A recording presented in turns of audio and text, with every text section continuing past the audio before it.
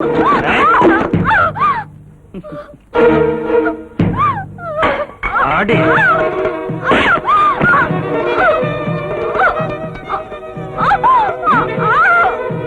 Drama ரிஹர்சல்ல அந்த பிச்சைக்கார பைய விஜய் உன் கழுத்துல தாலி கட்டுற மாதிரி நடிச்சல, இன்னைக்கு உண்மையிலேயே உன் கழுத்துல நான் தாலி கட்ட போறேன்.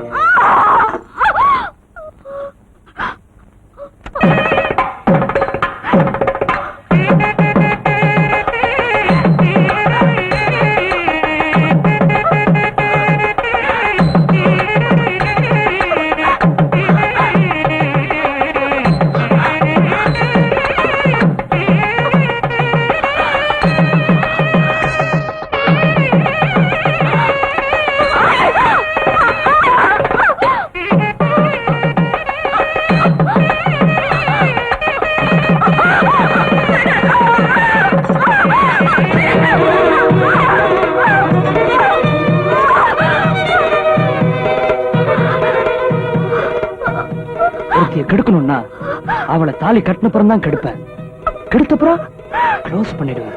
அதுதான் என் பாலிசி.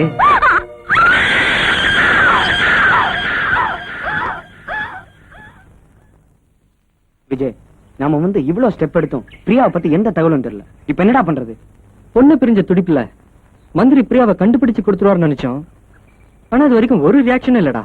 டேய், அவர் மந்திரிடா, எதை பிரிஞ்சாலும் துடிக்க மாட்டாரு, பதவியை பிரிஞ்சாதான் துடிப்பாரு. சாரிமா, உங்க அப்பாவா? இனிமே இங்க இருந்து பிரயோஜனம் இல்ல.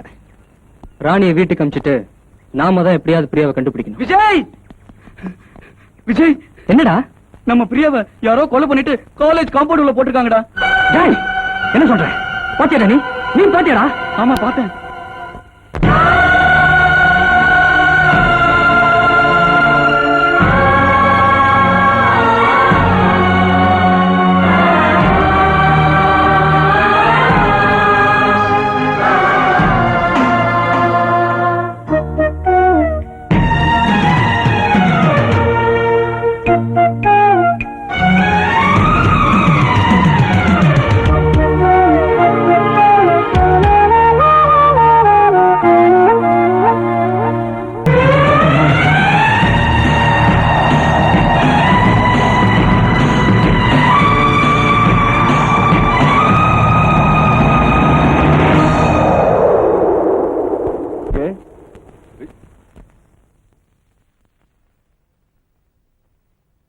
கையில துப்பாக்கியோட எங்க புறப்பட்ட?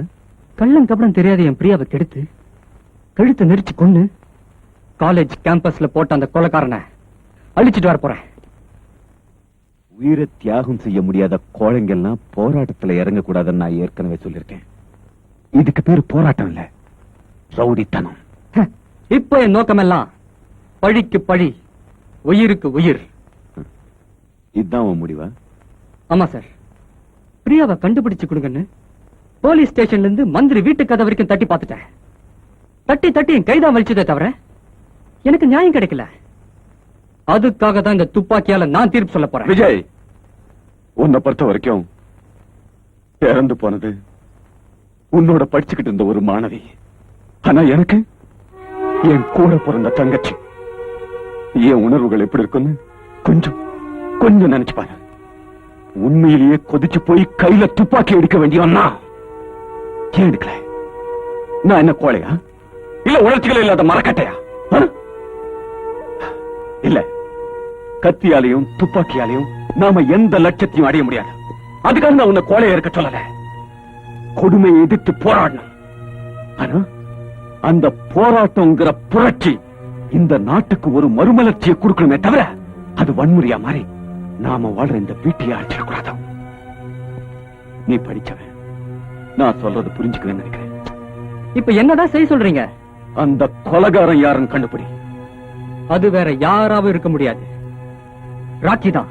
அவன் எங்க இருக்கான்னு கண்டுபிடி. உயிரோட நீ அவனை கோர்ட்டுல நிறுத்து. சட்டப்படி நான் அவனை தூக்குல ஏத்துறேன். ஓகே?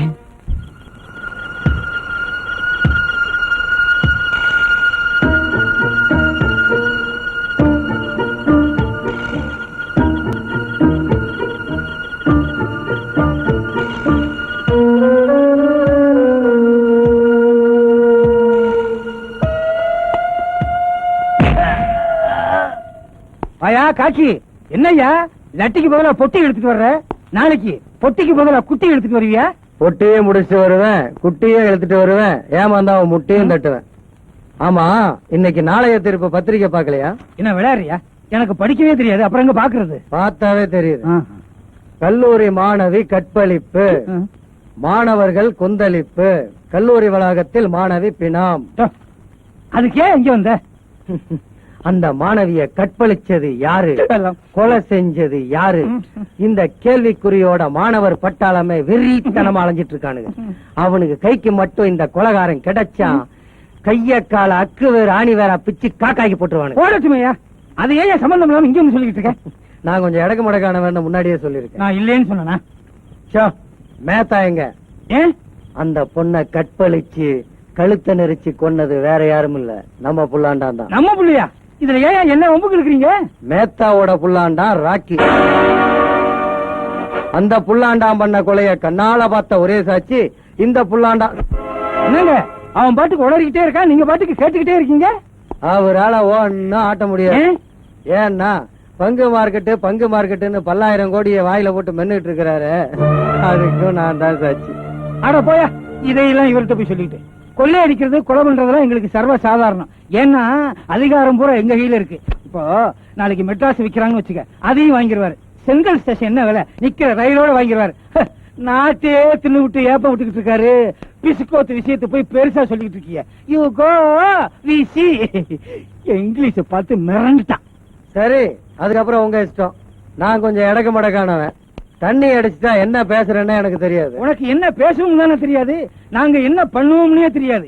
நேத்திக்கு இப்படித்தான் தண்ணி அடிச்சுட்டு ஏன் பொண்டாட்டின்னு நினைச்சு பக்கத்து விட்டு பரமசிவம் பொண்டாட்டிட்ட போய் பேசிக்கிட்டு இருந்தப்பா. நீ என்ன, நீ எதுக்கு எடுத்தாலும் எனக்கு முழுக்காவே பேசிக்கிட்டு இருக்க? இதே மாதிரி நானும் தண்ணி அடிச்சுட்டு போய் அந்த பசங்க கிட்ட, மாவன் என்னடானா மகாபலிபுரம் பீச் பங்களால கொலைய பண்ணிட்டு மறைஞ்சு கிடக்குறான், அப்ப என்னடானா நாட்டை வேட்டையாடி கொள்ளையடிச்சுக்கிட்டு இருக்கிறான் அப்படின்னு ஏதாவது ஏடா கூடமா உளறி வைக்க, ஒரு பக்கம் மாணவர்கள் பட திரண்டு வர, இன்னொரு பக்கம் மக்கள் பட திரண்டு வர, இடையில மாநகர காவல் பூந்து வந்து உங்களைய மொத்துன்னு மொத்தணுமா?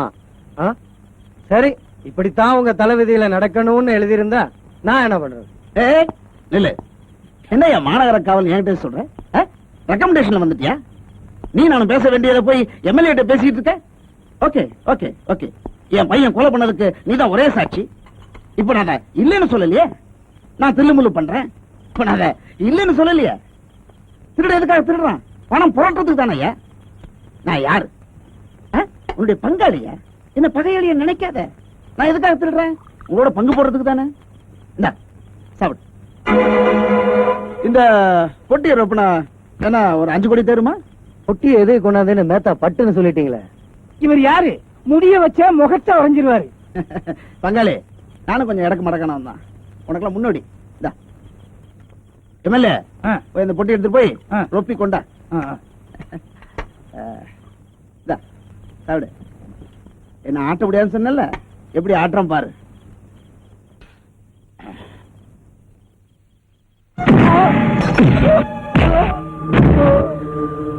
ஏண்டா நாயே, ஊத்துறப்பால உறிஞ்சு குடிச்சிட்டு கொத்த வருமே பாம்பு, அது மாதிரி உன் போலீஸ்காரன் புத்தியா என்கிட்ட காட்டுற?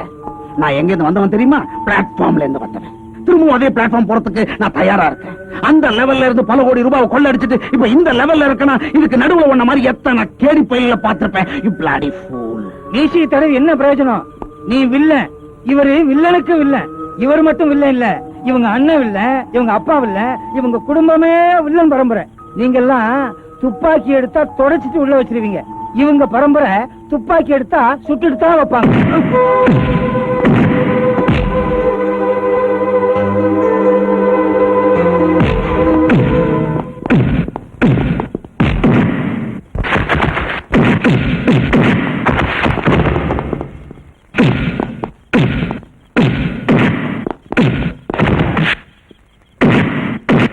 ஐயோ, மனம் போச்சு. எத்தனையோ தடவை நாட்டு மக்கள் இடத்துல நம்ம மானம் போயிருக்கு. இது நமக்கு என்ன புதுசா என்ன?